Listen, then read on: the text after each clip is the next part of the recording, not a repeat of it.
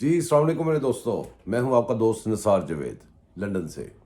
दोस्तों आज हम बात करेंगे कि पाकिस्तान, हम चूंकि यहाँ पे पाकिस्तानी की बात करते हैं तो पाकिस्तानी की बात ये है आजकल सबसे ज़्यादा जो गौर तलब है, जिसके ऊपर कम लोग तवज्जो दे रहे हैं, वो है कच्चे का इलाका। हमारे मुल्क में एक ऐसा इलाका है जिसको कच्चे का इलाके के नाम से मशहूर है, और जब से पाकिस्तान बना है हर 2 साल बाद 3 साल बाद पता चलता है जी वहाँ पे डाकुओं से मुकाबले बड़ी मशीनरी भेज दी, डाकुओं के पास ऐसा असला है जो हमारे न्यूक्लियर बम से भी बड़ा बड़ा है। शर्म आती कहते हुए कि भी हम वाहद दुनिया में पाकिस्तान जो है मुसलमानों की वाहद न्यूक्लियर स्टेट है, और हम बड़े बड़े दावे करते हैं, टीवी पे बैठ के बड़ी बड़ी तोपें दिखाते हैं कि हमने तोपें तैयार कर ली हैं। जब कच्चे की बात आती है तो हम कहते हैं कि जनाब कच्चे में जो असला है डाकुओं के पास वो हमारे पुलिस वालों से ज़्यादा अच्छा है, तो इसलिए वो नहीं पकड़े जाते। लेकिन वो मुसलसल चलता रहता साथ साथ काम। पाकिस्तानियों को अगवा किया जाता है, चक्कर दे के ड्रामे करके उनको अगवा किया जाता है, वहाँ पे ले जाते हैं और वो तवान दे के वापस आते हैं। कुछ आते हैं, कुछ को मार मार के वैसे ही मार देते हैं। वो जुल्म और सितम होता है इंसानों पे, और उनको वहाँ पे बंद करके जिते दी जाती हैं, उनकी वीडियो बना के उनके लड़कियों को भेजी जाती हैं। लोग पैसे दे के वहाँ से आते हैं। आप अंदाज़ा करें कि हम किस दुनिया में रह रहे हैं, कैसी जगह पे रह रहे हैं, किसी के जान कान पे जू नहीं रेंगती। जो सिक्योरिटी के अंदरूनी और बैरूनी सूरत हाल है, ईरान उठता है हमें मार जाता है, अफगानिस्तान उठता है हमारे फौजियों को मार जाता है, इंडिया उठता है वो हर वक्त चढ़ा रहता है। अंदर हमारे कच्चे वाले नहीं छोड़ रहे, तो हम क्या कर रहे हैं, किधर जा रहे हैं, हम कैसे कैसे दावे कर रहे हैं, मेरी समझ से बाहर है। बहरहाल आगे चलते हैं। जो भी हुकूमतें आती हैं, आप सारे ये अल्ले तल्ले बंद करें, अपनी गाड़ी छड़ियाँ बंद करें, और कच्चे के जो पुलिस वाले उनको पिस्तौलें खरीद के दें, कोई ऐसा असला खरीद के दें जो वहाँ पे काम करे। हमें ये स्टोरियाँ 70 साल हो गए सुनते हुए, तो बड़ी हुकूमतें बदली हैं, बड़ा कुछ हुआ है, लेकिन कच्चे के डाकू किसी से काबू नहीं आए। बहरहाल अब दोस्तों मसला ये है कि एक और उम्मत मुसलमान के लिए एक जो है शर्म की बात है। शर्म की बात, अफसोस की बात यह है कि स्वीडन ने कुरान पाक को आग लगा दी। मैं स्वीडन में नहीं कह रहा, स्वीडन ने कह रहा हूँ, क्योंकि एक कंट्री जो है वो जिम्मेदारी उठा रहा है ना, तो पूरा कंट्री जिम्मेदार है, तो बार बार उधर ही सब कुछ होता है। तो स्वीडन ने कुरान पाक को आग लगा दी। अब मेरा सवाल है पाकिस्तानियों से और मुसलमानों से, क्या पाकिस्तान को कुरान पाक को आग लगाने से मुसलमानों को ज़्यादा नुकसान पहुंच सकता है, या कुरान पाक की आयतें उसके तर्जमे गलत करके कुरान पाक नए प्रिंट करके आपके घरों में आके आपसे पुराने कुरान पाक लेके नए कुरान पाक आपको वो वाले दे दी जाएं जो रद्दो बदल से आए, जो आपकी आने वाली नस्लों ने पढ़ने हैं, जो आपकी आने वाले आपके बच्चों ने, जो अब बच्चे हैं, जो आने वाले बच्चे हैं, उन्होंने पढ़ने हैं। वो ज़्यादा नुकसान दे रहा है, देगा, या कुरान पाक को आग लगाना नुकसान देगा?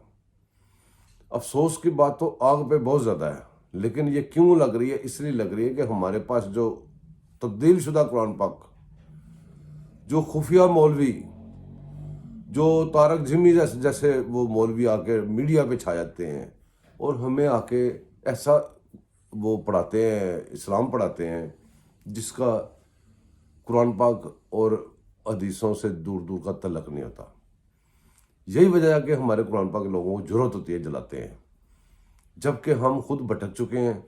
तो लोगों ने तो ये काम करना है, पहले अपने ग्रामर में मुंह डालें, अपने आप को देखें, तो फिर बाकी काम करें। आसिया मलूना स्वीडन ने नहीं छोड़ी थी। जब आसिया मलूना का केस चल रहा था कोर्ट में, तो वकील जो पेश हुए थे, वकीलों ने कुछ कुरान पाक के हदीसों के कुछ वो हवाले देने चाहे। जजेस ने, हमारे जो जजेस का जब नाम लेता हूँ मुझे यकीन करें ब्लड प्रेशर खोल जाता है, क्योंकि सारी चीज़ों के जिम्मेदारी यही होते हैं। जजेस ने उनको कहा, वकील को, कि जनाब आप हमें कानून की किताबों से दलील दें, ये कुरान से दलील न दें, ठीक है। लेकिन जब आसिया मलूना का फैसला लिखा जाता है, जब उसको निकाला जाता है, बेचा जाता है, उसके पैसे वसूल किए, 9.4 मिलियन के पता नहीं बिलियन पाउंड्स लिए गए ये यूके से, آسیہ ملونہ کو فروخت کرنے کے عمران خان حکومت میں عمران خان نے لیے یا اس کے ساتھیوں نے لیے، سب نے مل کے. اس فیصلے کے اندر ان ججز نے کیوں پھر حوالے دیے قرآن و حدیث کے، جب خود فیصلہ لکھنا ہے تو اس میں حوالے دے رہے ہیں تاکہ قوم کو ٹھنڈا کیا جائے. لیکن قوم ٹھنڈی نہیں ہے. یہ جو نبی کا نام لینے والے لوگ، نبی جب یہ سب کچھ ہوا، آسیہ ملونہ گئی، اس کے بعد ایک ڈرامہ ایسا ہوا کہ فرانس کے سفیر کی بات آ گئی جس کو نکالیں. فرانس کے سفیر کو نکالنے کا عمران خان حکومت نے وعدہ کیا اور لکھ کے ایگریمنٹ کیا. جب وہ وعدہ پورا نہ ہوا، لوگ باہر سڑکوں پہ آئے تو ان لوگوں کو رمضان شریف میں روزے رکھے ہوئے تھے ان بیچاروں نے، ان کو یتیم خانے چوک میں گاجر مولی کی طرح کاٹ دیا گیا. ان کے آج تک FIR نہیں درج ہو سکی. وہ انسان نہیں تھے. ان کا قصور یہ تھا کہ وہ نبی کا نام لینے والے تھے. ان کا قصور یہ تھا وہ نبی سے پیار کرتے تھے. ان کا قصور یہ تھا کہ انہوں نے آپ کا وعدہ یاد کروا دیا تھا. ان کا قصور یہ تھا کہ وہ آپ کو کہتے تھے کہ بھی سب سے پہلے اسلام تو پھر پاکستان. کیا یہ ان کے قصور تھے؟ بہرحال یہاں بھی آپ سوچئے گا، اس کے اوپر بھی غور کیجئے گا. اب چلتے ہیں اگلی خبروں پہ. ایک پاگل انسان کو پاکستان کے اوپر چھوڑ دیا گیا. جو پاگل انسان ایک بہت بڑا ٹولہ لے کے، آپ اس کو پاگل نہ سمجھے، وہ پاگل پن دکھاتا ہے آپ کو لیکن پاگل نہیں ہے. وہ ایک مہر ہے. وہ باہر کی حکومتیں، آپ کے باہر کے بیٹھے ہوئے دشمن کا ایک مہر ہے. اور اس کے سپورٹر سارے، وہ آپ کو میں نے کئی دفعہ بتایا کہ وہ خالی عمرانڈو نہیں ہے، وہ قادے ہنڈو ہیں.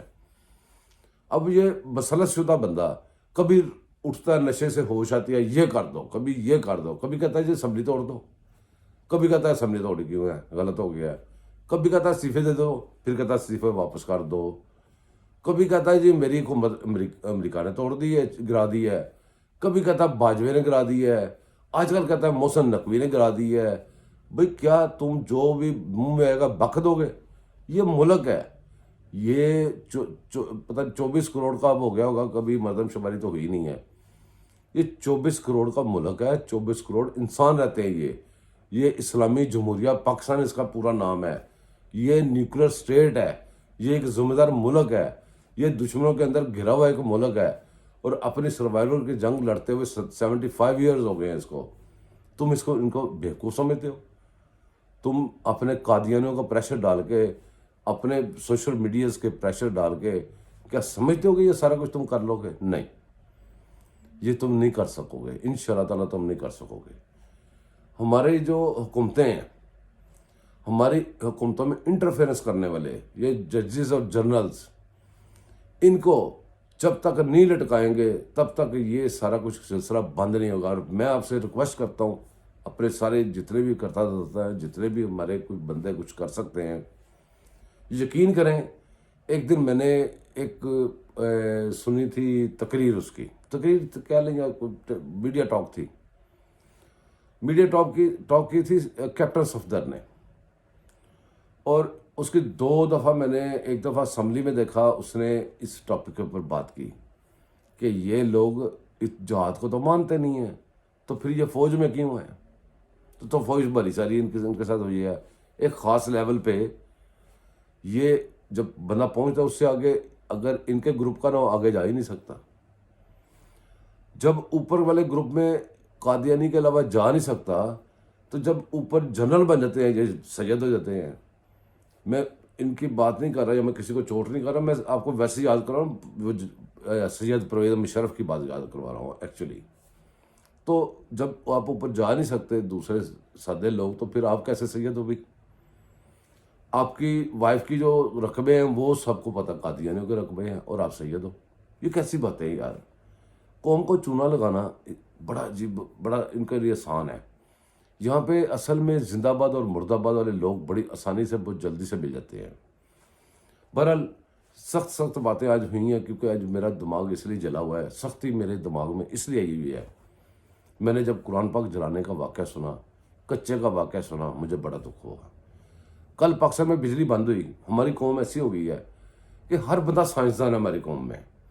میں نے کل بہت سارے ویلاگ دیکھے، بہت ساری خبریں ڈھونڈ رہے تھے، پاکستان کی سارا دن بجلی بند رہی. کوئی بھی وجہ ہو سکتی ہے. اتنا بڑا ملک ہے، تحریک کار ہے, ملک کے دشمن بہت ہیں, اندر زیادہ ہیں, باہر کم ہے. تو ہو گیا, کچھ بھی ہو گیا. ہم ایک ذمہ دار اسٹیٹ ہے, ہمیں سمجھ سوچ کے بات کرنی چاہیے. یہاں پہ لوگوں نے مارشل لا بھی لگوا دی, یہاں پہ لوگوں نے بڑے بڑے جناب وہ تحریک پاری بھی کروا دی, اندازے کر کے چھوڑ دیے. یہ اندازے کر کے کیوں چھوڑتے ہیں کہ ہم چھوڑ دیں, اگر ہو گیا تو ہمارا نام, نہ ہوا تو دیکھی جائے گی. اس طرح کے کام ہو رہے ہیں آج کل. تو ہمیں ذمہ داری محسوس کرنی چاہیے اپنی.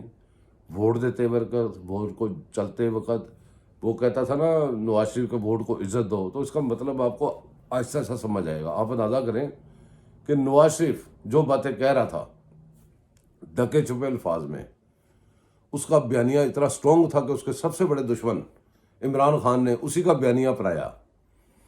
اسی کو لیڈرشپ کہتے ہیں, اس کو ویژن کہتے ہیں. کہ پھر وہ جو باتیں نواز شریف نے کری اس کو کہنی نہیں پڑی, پھر یہ گدھا خود ہی شروع ہو گیا. اور ساری نواز شریف کی باتیں جو نواز شریف کہنا چاہتا تھا اس گدھے نے کہیں, اور یہ اب گدھا بخت بھی رہا ہے. تو ان شاء اللہ میرے دوستوں, ہم اگلے ویلاگ میں پھر ملیں گے. تو میری سپورٹ کریں, میرے چینل کو بھی سبسکرائب کریں, اور مجھے لائک بھی کیا کریں, مجھے سپورٹ کیا کریں. تو میں آپ کے لیے دعا کروں گا, میرے لیے دعا کیجیے گا. اللہ حافظ.